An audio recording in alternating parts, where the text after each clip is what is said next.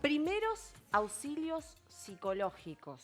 Sí, primeros auxilios psicológicos ante momentos o situaciones de la vida.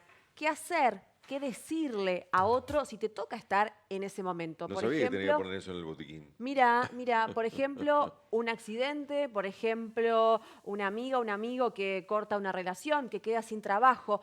¿Qué decir en ese primer momento? ¿Cuál es el primer auxilio psicológico que debemos hacer? Está Cecilia Ortiz con nosotros para charlar de este tema. ¿Cómo estás? Hola Hola, chicos, Ceci. buen día, ¿cómo les ¿Cómo va? va? Buen día. Nos parece interesantísimo Súper. hablar de esto. Sí, el PAP, primeros auxilios psicológicos, que en realidad hay gente que no necesariamente son psicólogos, ¿sí? Pueden ser trabajadoras sociales, psicopedagogas, que reciben formación en primeros auxilios psicológicos, sobre todo para lo que vos decías, Majo, recién, a veces en catástrofes o en situaciones de estrés, como para brindar la primera ayuda o la primera contención. Pero sí creo que es fundamental que todos sepamos qué hacer frente a una situación Es en la cierto. que alguien colapsa psicológicamente. Uno siempre tiende a pensar, caso típico, vas por la vía pública, decíamos, Sí. ¿no? Antes de empezar el programa con Ro, que hemos tenido situaciones por el estilo, de tener que auxiliar a otro, o nos pasó a nosotros, Claro. y pensás en la herida física, si hay sangre o no hay sangre, si hay un tajo, eso, Tal cual. y no pensás en lo psicológico. O pensamos que es obligatorio llevar en el auto el botiquín de primeros auxilios con alcohol, curita. Exacto. Y nunca pensamos en el botiquín de primeros auxilios psicológicos, ¿no? Que no es necesario pensar en una catástrofe, en que haya gente sumamente agobiada por una catástrofe, sino a veces, como vos decías, Majo, en el día a día, ¿no? Un amigo que rompió una relación, o alguien que de repente está triste, o un niño que hace berrinche. ¿Qué hacemos frente a Se eso? te ¿no? ¿Hay un perdió la protocolo? billetera con el sueldo recién cobrado y las tarjetas. Por favor. Ese Sí. sería auxilio monetario también. ¿no? También. Pero digo, hay Pero un claro. protocolo, digo, en la medicina hay un protocolo. Digo, pasa algo, uno sabe que tiene que estabilizar, acomodarlo, esperar a que Exactamente. llegue el. Y en la parte psicológica hay un protocolo. ¿Sí? Primero vamos a definir qué vendría a ser una urgencia psicológica, ¿no? Bien. Es cuando alguien siente la sensación de colapso porque no puede arreglárselas con alguna situación. Entonces, la primera sensación es de desorden, de desorganización, y acá la persona puede actuar de diferentes maneras. Podemos tener alguna situación emocional, por ejemplo, una crisis de ansiedad o un ataque de pánico o un ataque de ira, ¿sí? De agresividad, o alguna crisis conductual, es decir, que la persona esté con un llanto incontenible o con una sensación de agresividad, que quiera golpear, o de autolesionarse o de lesionar a otro. ¿sí? Ceci, cuando se dice que alguien entra en shock a raíz de Exacto. todo esto que quizás vos estás nombrando, ¿cómo deberíamos actuar si Exacto. estamos cerca de esa persona que quizás ni siquiera es conocida nuestra Exacto. para poder ayudarlo, para poder guiarlo en ese momento donde hay una despersonalización, si se quiere, de las Absoluto. cosas? El shock puede ser esto, de actuar, o puede ser que la persona esté paralizada, totalmente quieta, que no pueda actuar. Entonces, el primer caso, si vos no conocés a la persona, ¿no? Porque pasaste y le dio una crisis de pánico o un ataque de pánico, lo primero que tenés que hacer es presentarte, es decir, decir tu nombre. Cuando vos le hables a una persona que está en una crisis psicológica, el primer punto es la mirada ojo a ojo. Conectar. Nunca le hables a una persona que está en crisis psicológica desde atrás, y mucho menos intentes sostenerla, abrazarla o agarrarla desde atrás, ¿no? Entonces, primer punto es mirar a los ojos, hablarle pausada y tranquilamente, presentándote. Eso sería como la primera etapa, que es empatizar. Transmitirle confianza. Exacto. Ahora, esa empatía es sintonizar con la persona. Y si yo te pregunto, si yo quiero sintonizar una radio, ¿sí? ¿Qué es lo que primero tengo que hacer? La antena, Escuchar. Entonces, no intentemos hablarle, sino sencillamente escuchar.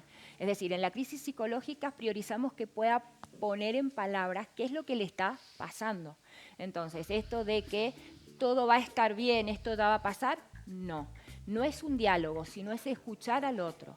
Quizás en este escuchar el otro está en shock, como decías vos, y no puede hablar, sencillamente me quedo al lado, ¿sí? Tratando de que se sienta contenido. A veces me imagino un accidente en esa situación, Tal cual. donde la persona mejor no puede hablar, llora, y también a su vez hay otro cuadro de situación con los acompañantes. ¿Cómo lo contenés o qué le decís ahí Si está en una hablarle. situación de confusión alrededor y Sí. si se puede trasladar, trata de que vaya a un lugar más tranquilo. Sobre todo a ver si está con un ataque de pánico, de un lugar alejado de los ruidos o de que haya muchos estímulos.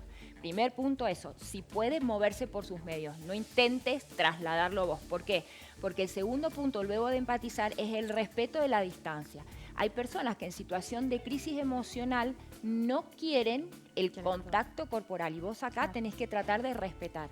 Si la persona quiere y lo necesita, podés contener físicamente si hay una situación de confianza. Si no, es preferible que marques distancia. Y además, si la persona está en una situación de conducta agresiva o para sí o para los demás, bueno, tenés que tomar distancia y Eso te iba a respetar. preguntar, digo, ¿qué pasa cuando es demasiado agresiva la reacción que está teniendo esa persona, hasta violenta? Te diría, ¿cómo reaccionamos? Porque uno por ahí trata de evitarlo y O ¿cuál en es? situación de riesgo de vida. Claro. A mí me pasó una vez con un conocido que iba caminando por un puente y había una persona que estaba queriendo tirarse. Entonces, lo que hizo fue escucharle, hablar pausadamente y tratar de contener desde la distancia y desde la escucha, ¿sí?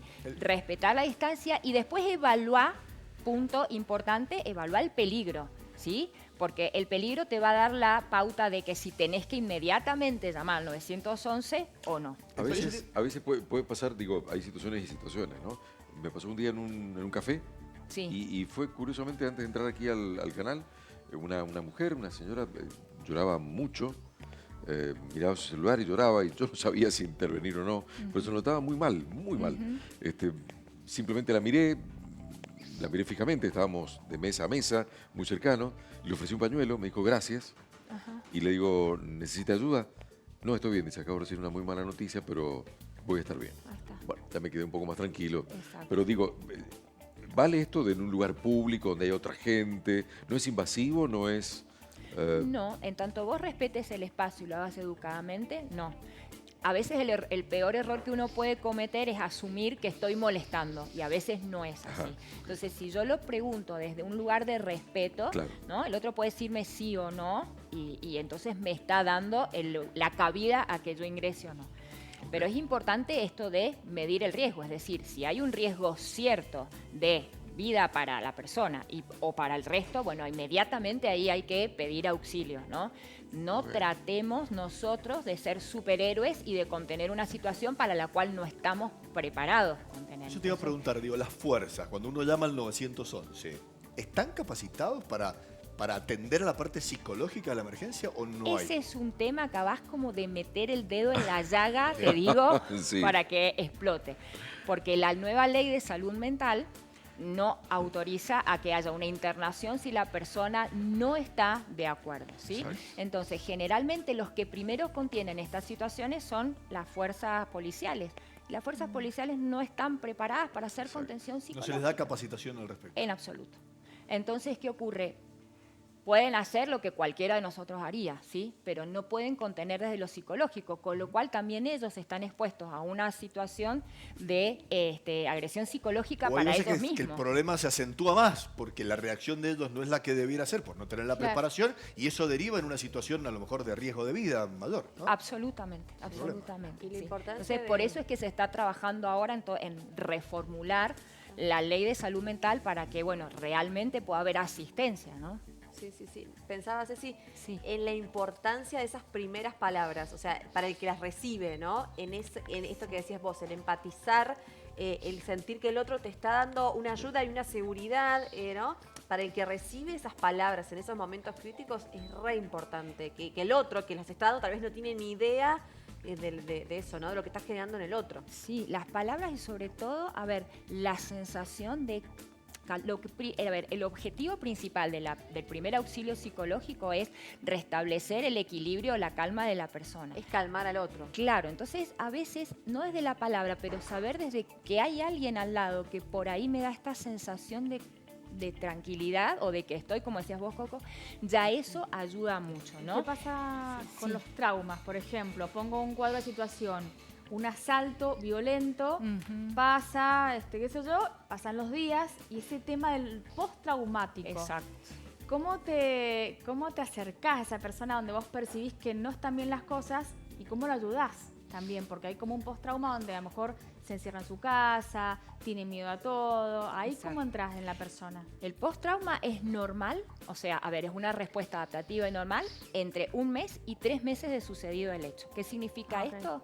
Que hasta ahí tenemos que tener paciencia y comprender que quizás no quiera salir o que se sobresalte frente a determinados ruidos o a determinada cercanía de la persona. Entonces ahí lo único que podemos hacer es tener paciencia. Ya si se extiende más de 3 meses, ahí sí hay que consultar porque puede ser un estrés postraumático crónico.